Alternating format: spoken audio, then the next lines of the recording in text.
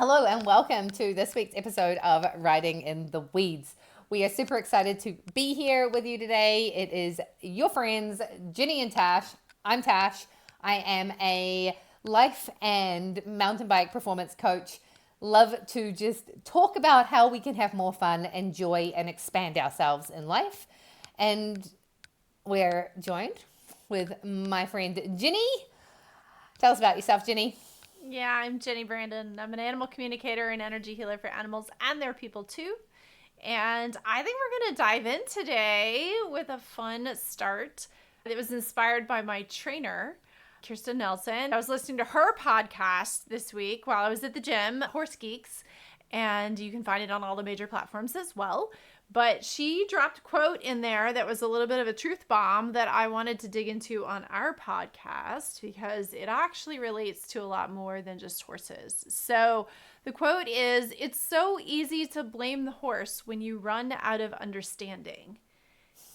And it's just easy to blame anything other than yourself. That's exactly it. And I actually I was on the stationary bike and I stopped the episode and I emailed myself the quote because I didn't want to forget, because I was like, we do this with everything. You've gone through everything you know how to do. You've consulted with trainers, you've consulted with coaches, other people, and nobody has an answer. Well, the horse is the problem. It's just their breeding. It's just their conformation. It's just who they are, whatever it is. There could be a million reasons that people are going to give you.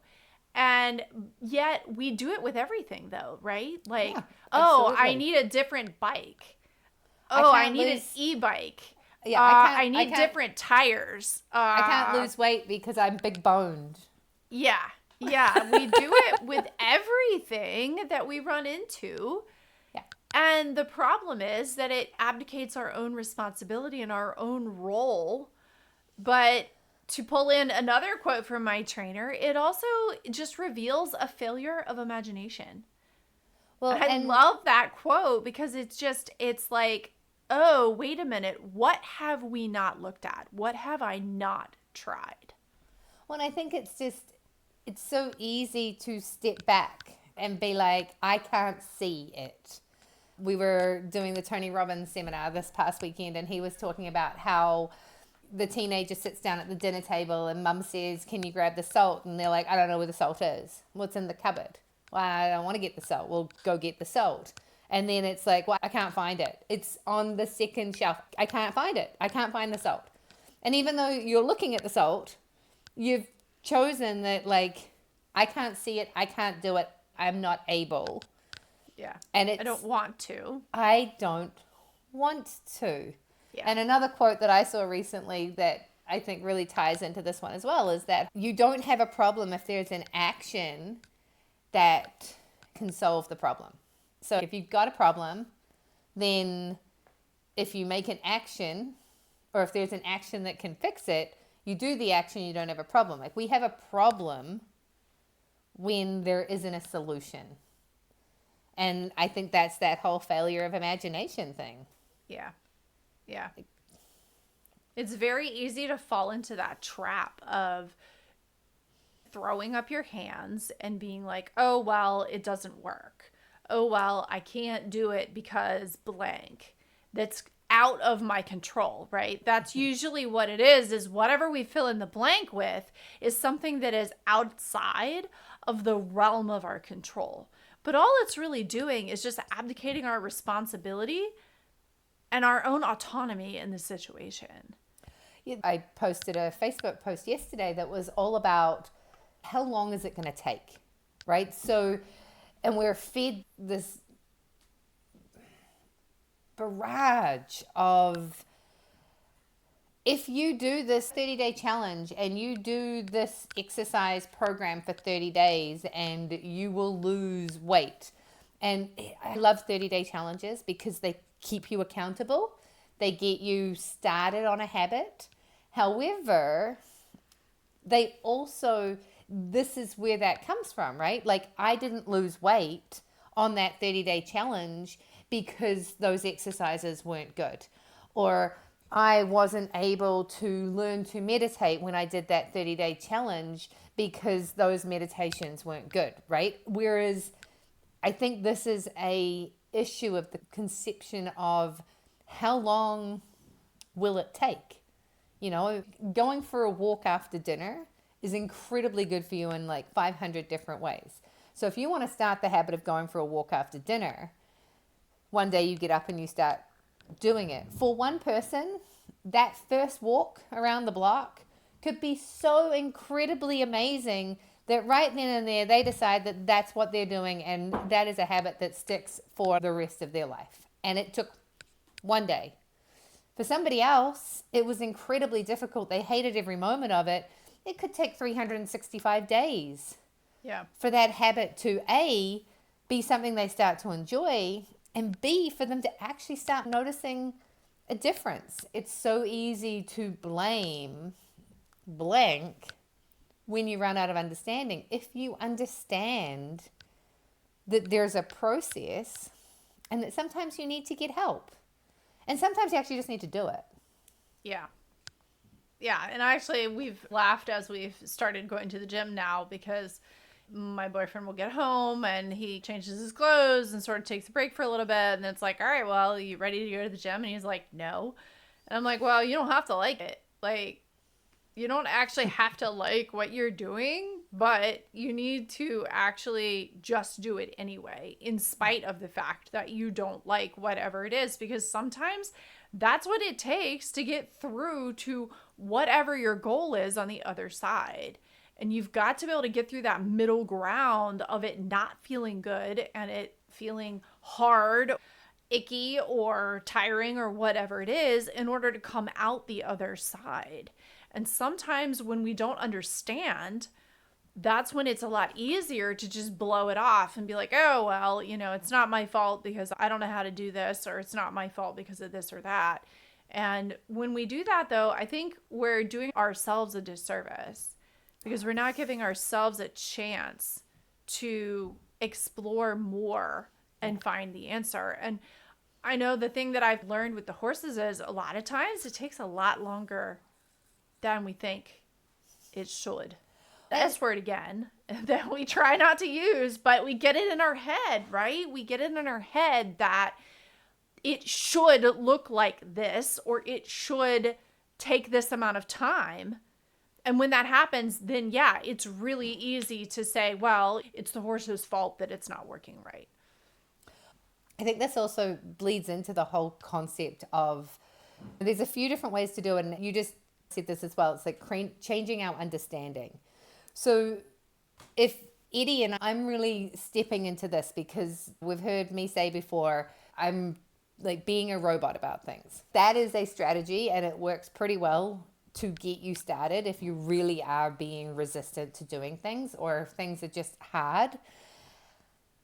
The whole concept behind changing your state and putting a smile on your face, or putting some music on, or what can you do to make it enjoyable? You're listening to podcasts because now, okay, that's my time to go and spend half an hour to an hour at the gym, and I can also listen to a podcast. I really like listening to podcasts. Now we're habit stacking. We're combining something we like with something that we're not that excited about. And then there's that next step of changing our standards. So if you look at it, and if Eddie goes, okay, well, I am somebody who cares about my health. Therefore, if I am somebody who cares about my health, what are the actions that I'm going to take when I get home from work? Even if I'm not that excited and I'm tired, I'm still going to go to the gym, and I'm going to put in some time, and I'm going to do a little bit of work.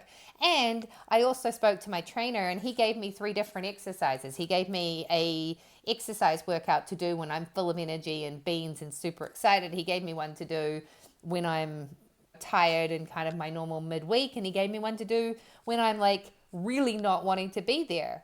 But because I have the standard of a person who is working on my health, and that I am a healthy, strong person, because I know it makes my brain better, and to just keep using him as an example, the whole idea of we need to train ourselves for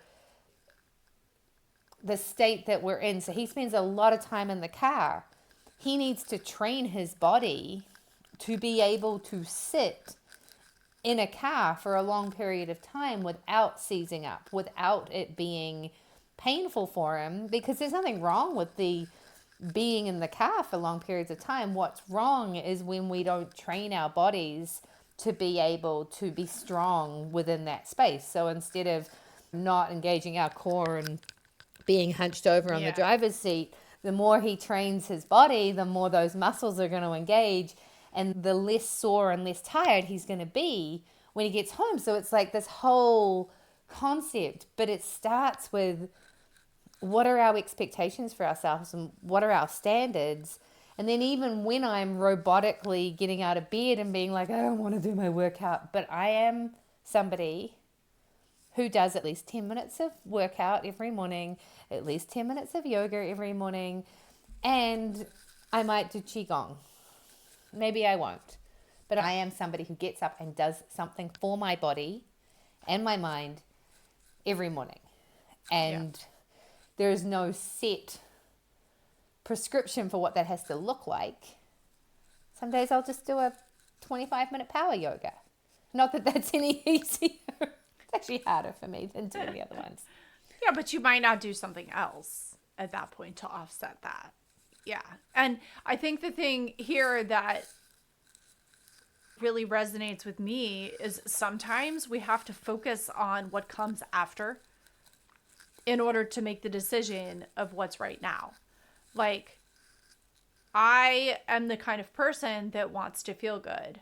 And I want to feel good moving. I want to feel good doing my barn chores. I want to be able to manage all of that. So what does that mean? Well, that means that it's probably a good idea for me to go to the gym to have a little bit of extra fitness that I can't get in my day-to-day life, because I do spend a fair amount of time on the computer when I'm not outside working, because that's how I build my business and that's part of what I do.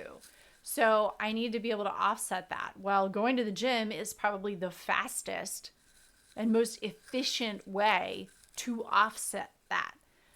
And so sometimes you've got to be able to focus on what's out there that you may not even be feeling yet, because that is going to get you to where you want to be the fastest. I'm also the kind of person that likes to have nice teeth. So at the end of the day, I'm going to brush my teeth, even though in that moment there's no real benefit to it. I get a minty fresh mouth when I go to bed at that point, but I'm focusing on the long game because I like my teeth in my head the way they are, and I don't want to pay for having cavities filled because it's really expensive in the United States. So, well, and it hurts. Like, right now, tonight, not brushing your teeth is actually not going to make a difference. But in 6 months from now, people will notice, and you will notice. I have this beautiful advantage in my life of, like, if I don't wash my face tonight, tomorrow I will have pimples. Yeah. Like, I don't know how people don't wash their faces, because if I don't wash my face, like, literally, it's not 3 weeks from now. It's not 3 months from now. It's like overnight that dirt sets in and sticks. And so when I'm doing things in the evening and I'm like, I don't really feel like it. Well, and it used to be the same with like gluten and stuff like that. Like, well, I want to eat that thing. Well, that's great. But in half an hour, you're going to be in like extreme pain. So you up for that? No. And that too, like, that's how we have to look at it with some of the things that are appealing in the now. Yeah. But how are you going to feel later? Mm-hmm. Like, how are you going to feel tomorrow or even tonight, an hour from now? How are you going to feel if you don't make that choice and that decision right now? Mm-hmm. And it's really easy, again, to just abdicate and blame something else rather than taking the time to understand how your body works. And what do you as a being need? When you can work on understanding that, it gives you an advantage.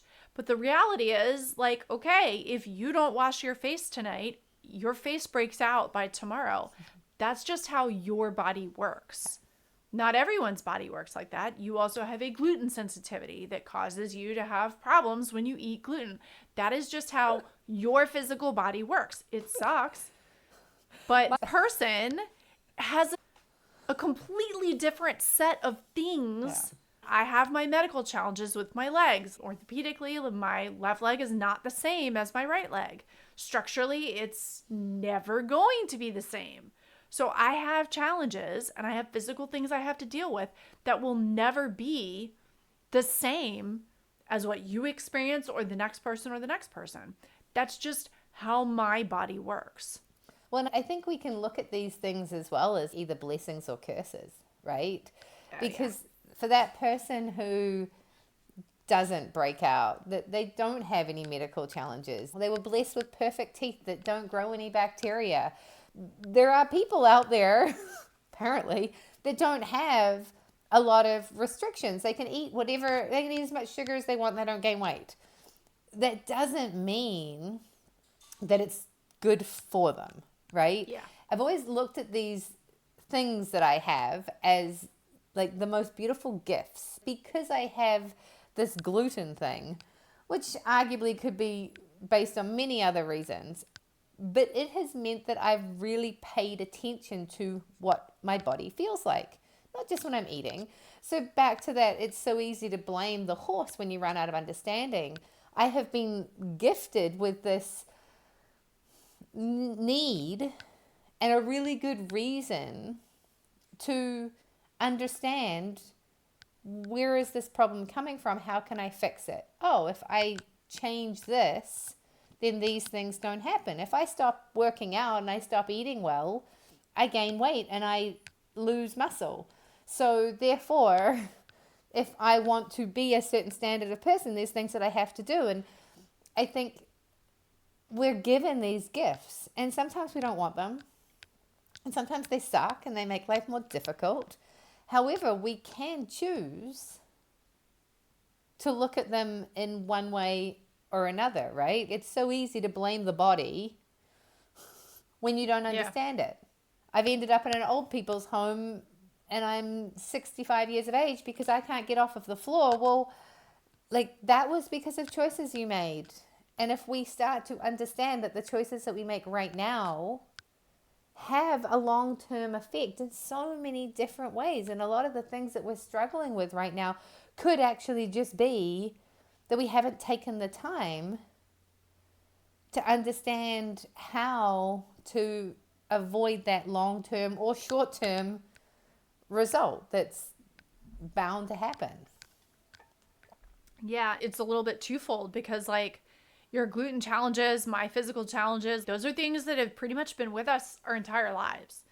And we had to do a lot of learning when we were young. And then more than likely, at least for me, it's probably you've experienced some of the same things, is like once you get into being an adult, you have a whole nother wave of learning around it as you're like, oh, now I understand even more. Now that I'm on my own and independent, I understand even more how these things affect me and what I need to do to maintain this body that I was given in the now. Sometimes things change as we age. And so what either was a problem when we were younger may not be a problem, or we may develop a problem or a challenge that we didn't have when we were younger. And we just have to continually work on exploring the understanding with a mind of curiosity, and how can I take what I have, make the most of it, and continue to expand and explore who I am and what's important to me and what I value.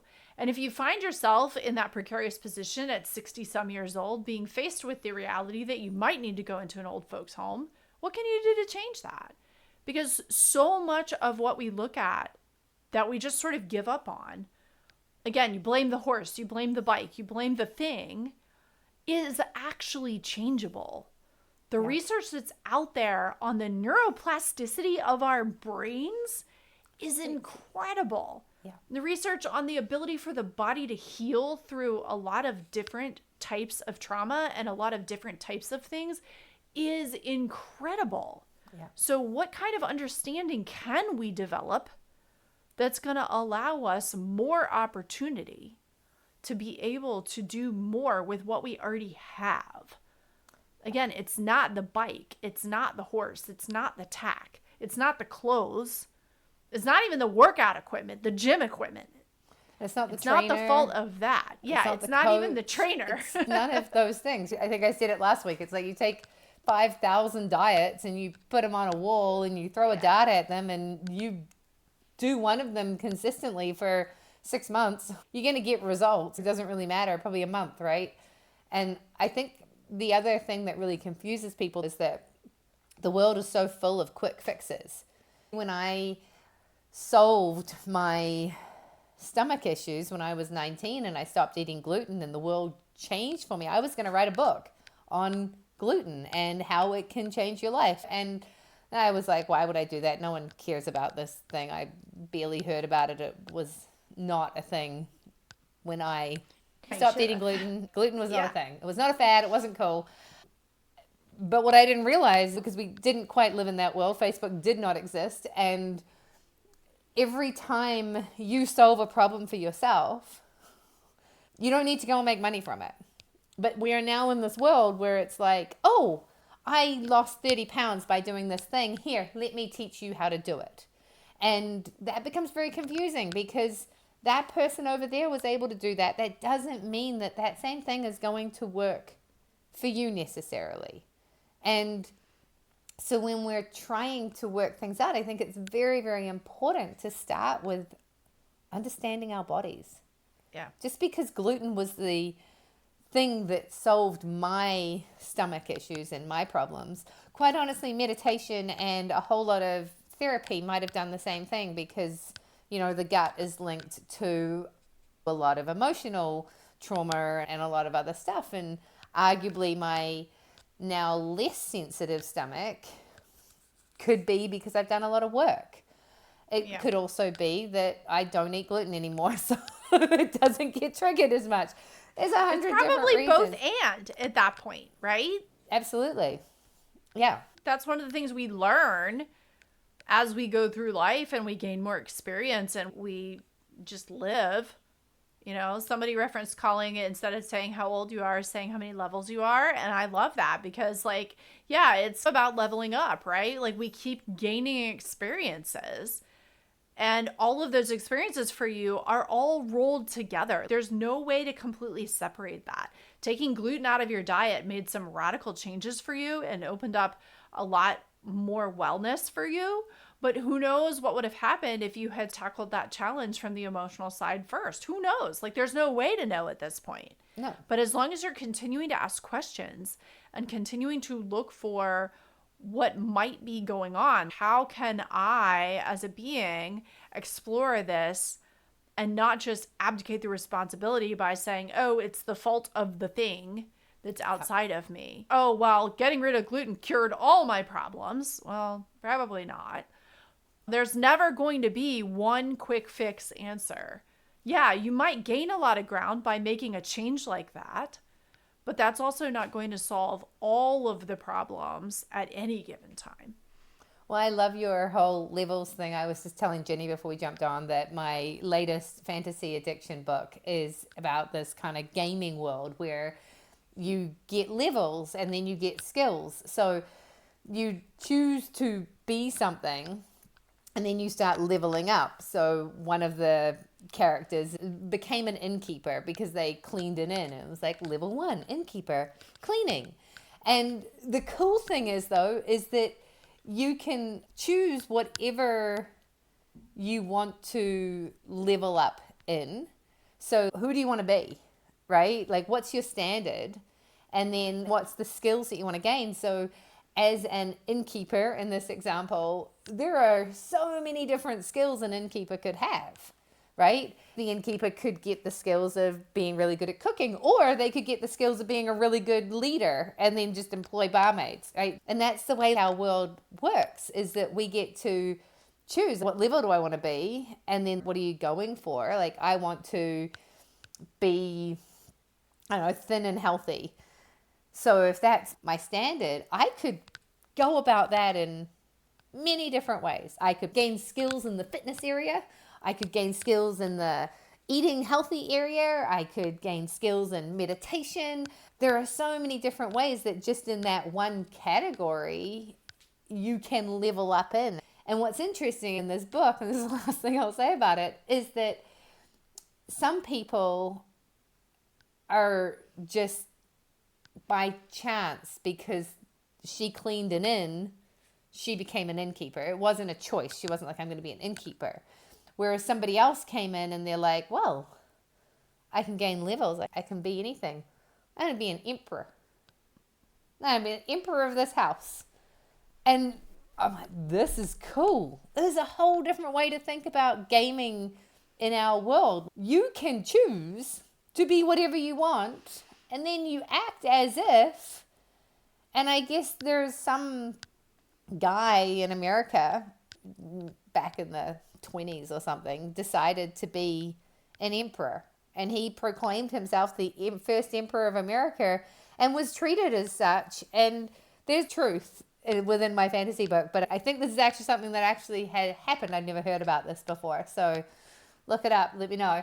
But that same concept, like if you choose I am going to be wealthy, and you start to do things that a wealthy person would do, you will gain skills and you will level up and you will probably become more wealthy because you're managing your money better and you're doing those things. And they keep saying, if you can feel it and you can be it right now and you take the actions as if that's what you are, you will get there. And I'm like, this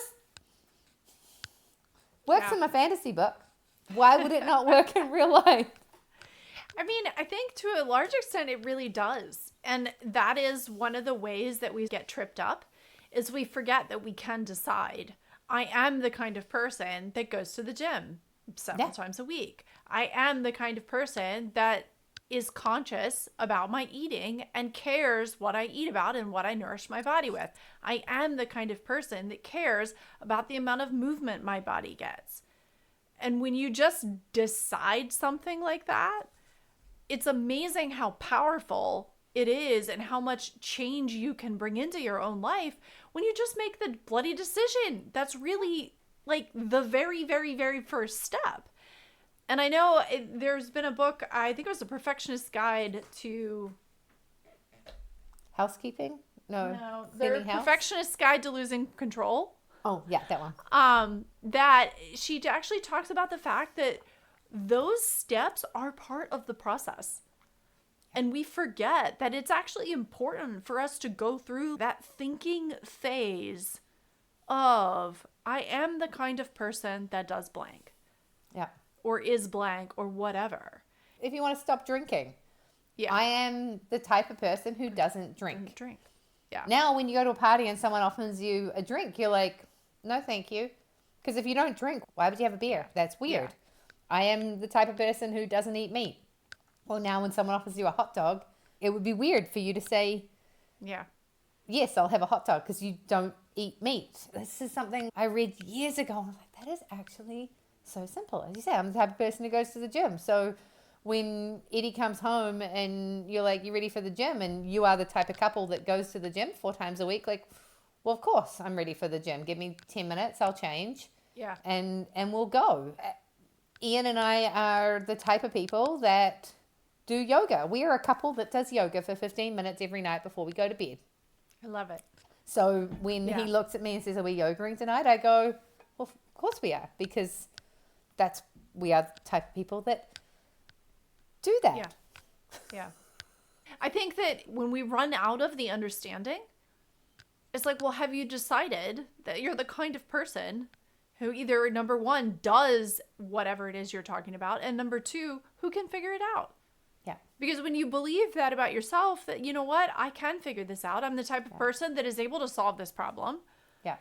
Then it's amazing how much faster those answers will come into you, and you can stop blaming whatever it is for the inadequacy that you're feeling. Because you've just bumped up against a hole in your understanding and knowledge that you need to figure out how to fill. It makes some time to sort out the best answer. You may have to go through 5 different YouTube videos to find somebody that you want to learn from. But when you start asking those questions, it becomes easier to go, well, is this right for me? Yes, no. Well, and you know what's really cool? Is the only way to level up your skills is to do something that challenges you. Yeah. So when the skeleton goes out and kills a harmless animal, he doesn't level up in his warrior class. But when he goes and he fights a warrior that could kill him and he survives and he kills the warrior, he levels up. Even the skeletons figured this one out. And it's quite cool because in the book, they're trying to figure out how you level up and why you level up. And it's like, oh, when you have to do something that is challenging, you have to expand, then you level up. So if you're wondering why you're not leveling up, people, it's because you're not doing things that are expanding your current capacity. Yeah. I know it's true because my Sorry. The things I so much from fantasy books, I swear. And they're much more interesting. I love this, though, because you're right. Like, yes, this is a fantasy book, and it's got skeletons and warriors and emperors and all this crazy stuff in it. But the reality is that we can pull these lessons back down for ourselves, and we can see the connections. And I think that those sorts of imagination things are what helps us to be able to bridge the gap. Again, our whole podcast is all about connecting those dots. Yeah. And so when you have a failure of imagination, well, what better source of information than a fantasy book, right? I think we don't even use our imaginations enough to actually be able to find the answers for ourselves, and sometimes suspending our current reality. Yeah. So that we can explore what our imagination might allow us to find, and what answers might be outside of what we've already considered or what we quote know. It's like looking at the radar, right? Whatever you see on the radar screen is a limited picture. It's only the picture of what's within the radar view. But there's land and weather happening far outside of that view that's going to impact where you are eventually. And so can we allow ourselves to break out of that box a little bit and find what solutions might be available that are not in our current radar picture that is the key for us to solving the problem? I love that so much. And honestly, I think we can probably wrap it up with that. We get stuck trying to do something the same way over and over again. You've read 500 self-help books, but you're not actually taking the action. A really successful leader that has managed, like Tony Robbins, he is successful because he pushes people into a different state and allows them to stay in that state for a period of time. And that sometimes can be the chrysalis, right? That can be what transforms. It works for some people. It doesn't work for other people. For some people, being able to hit a piece of wood and break it is like something that triggers and it changes everything. For somebody else, that might be reading a fantasy book. For me, honestly, I find a lot of the time I've read so much self-help and I've done all of these courses and had all these coaches and I talk to my therapist and it's just not quite gelling and fixing, coming together. And then I will listen to my fantasy book and I'm like, oh my goodness, this is what that was talking about. It's come together and it's like it comes in the back door. Yeah. And it breaks through the trying and the forcing oneself to learn. And I have to understand this and I have to do it this way and I have to follow these rules. And then the goblins and the girl who's turned into a monster have a loving interaction and they all realize they're not monsters and become better people and more accepting. And you're like, okay, actually that brings everything together. And I think there's so many different ways that can be brought in. I see it with my husband. I can tell him 100 times that this type of food, or we could be doing this, or this isn't really that good for us. And he hears me and sometimes believes me and changes things because I've asked him to. But then he'll see an Instagram reel or he'll read something or some source that he trusts says exactly the same thing I did. And he's like, oh. And suddenly our whole diet changes because it's like the final piece of the puzzle. There was no glue to stick what I had said and what he understood together. And then this glue or this bridge came, and it's like, oh, that's the understanding. Yeah.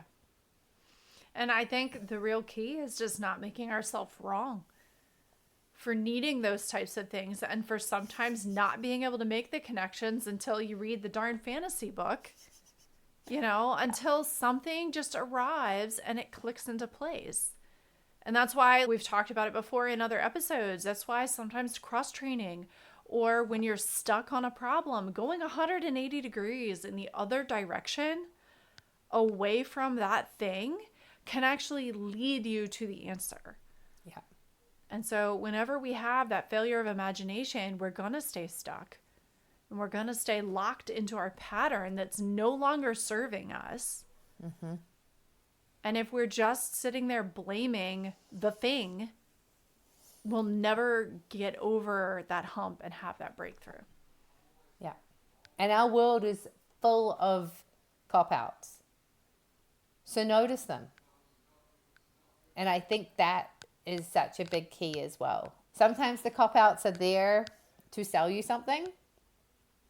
Yeah, you have this problem because this, and you're like, oh my God, I must be that because that's the exact problem. Well, no, actually that might not actually be it. Yeah.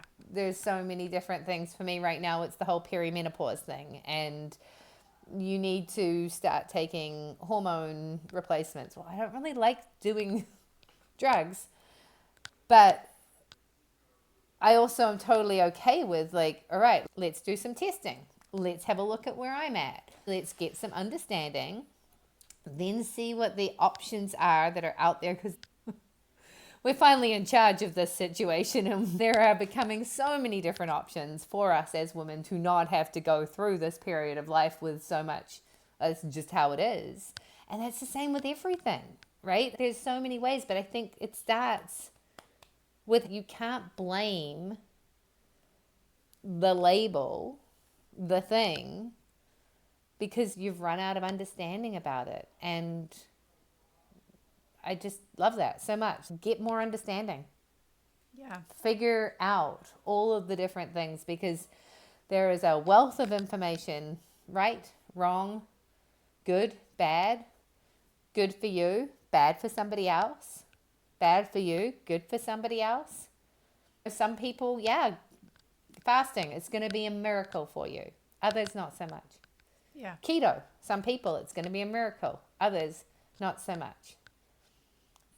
We all are different. My last little thing I'm going to say here is, I was once told that shoes, mountain biking pedals, if you were still newly minted out of the womb, then the way something comes out of a box is going to work perfectly for you.